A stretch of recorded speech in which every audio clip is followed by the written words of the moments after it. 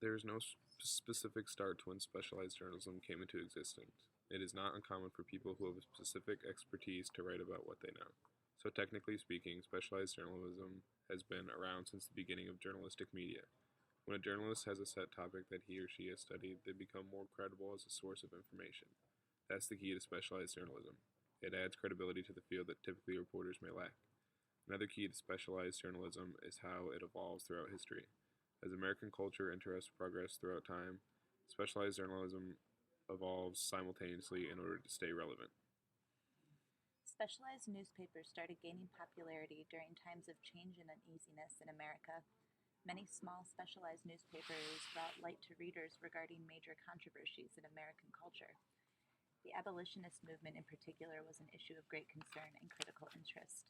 The Emancipator was the first abolitionist newspaper, founded in 1819 by Elihu Embry in Jonesboro, Tennessee.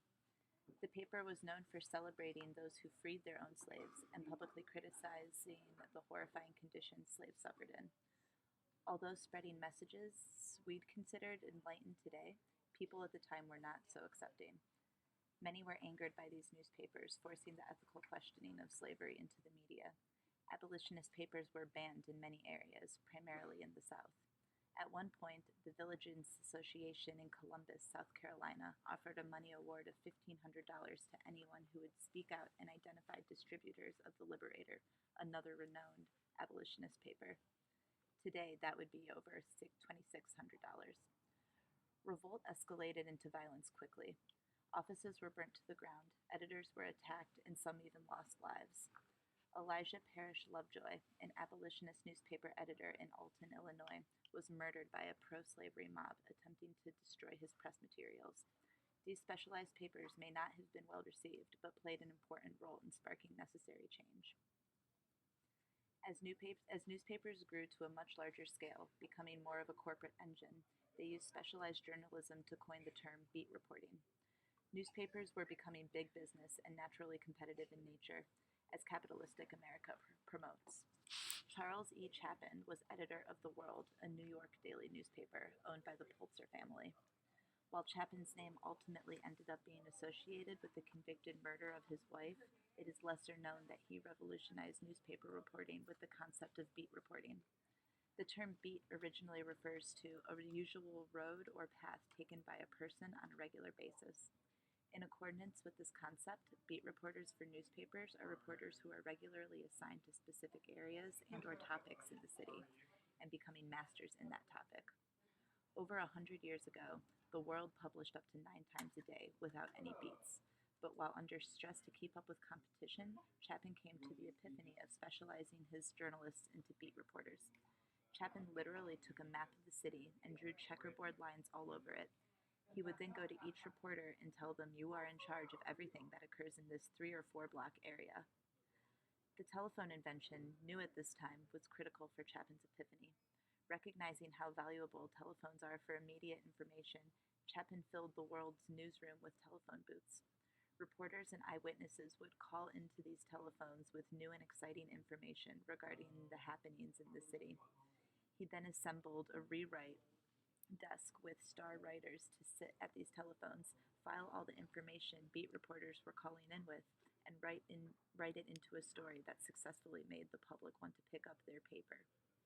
Chapin changed journalism because by having reporters master their specific topic, beats turned into a source of reliable facts. The articles were credible. In the late 1800s, specialized magazines began to grow in popularity because people were becoming more educated and started taking interest in academia and professionalism. Hence, specialized magazines geared toward intellectuals and professionals with specific interests started growing in popularity with very specific and different groups of people. Specialized magazines service niche groups.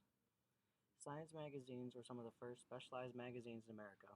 Both American Journal of Science, founded in 1818, and Scientific American, founded in 1845, still publishes today. In the 1900s, non-academic magazines began to grow in popularity as well. These are types of specialized journalism that are focused towards people's popular interests rather than their academic interests, such as science or history. Some common types of these magazines include Parroting and Sports Illustrated. A writer for Time tried to stop the publication of Sports Illustrated because he considered sports news to not be relevant enough to be considered journalism. The interesting part about Sports Illustrated is that it was started by someone who was not even a sports fan, named Henry Luce. Parenting Magazine is a subscription-based magazine that attracted interest from new parents looking for help with their new child.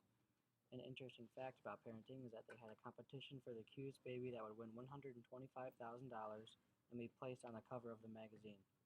These types of specialized journalism required subscriptions and ads to make their money. In today's day and age, with the internet just a few clicks away and 24/7 news cycle service, credibility has become extremely important to the reader. In the future of specialized journalism, the journalist will have to become progressively more credible. The reason for this is because without credibility, the reader doesn't know what he or she is reading is true or false. And with the internet accessible from anywhere from today's readers, they will be able to look up a new specialized source who could be more credible than the other. As technology continues to advance, so will the need for specialized reporting. Ultimately, news in specialized fields will get better if it is coming from more and more highly credible sources.